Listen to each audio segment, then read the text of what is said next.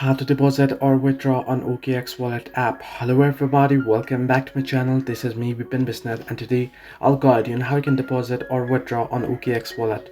Well, the process itself is actually pretty simple and easy, so let me guide you through. First things first, you can get the OKX Wallet on your Play Store or App Store depending on the device that you are on. Simply open up OKX Wallet once you have installed it and make sure you're logged into your account.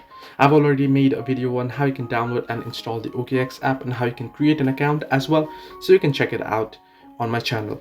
Now once you're logged in here, now I'm not verified, but make sure you have to be verified. So here, in order to perform deposit or withdraw, you can simply tap on the dots icon that you can see at the top left corner of the screen, and from here under manage assets you can see deposit and withdraw option, right? So you can see P2P trading as well. So if you want to perform that as well, it's available here. But in order to deposit or withdraw, if you wish to deposit, simply tap on deposit. And here, once you tap on deposit, it'll ask you to select the asset that you wish to deposit. And then it'll give you the wallet address, which you'll be able to either copy it or you'll be able to screenshot it or share the QR code.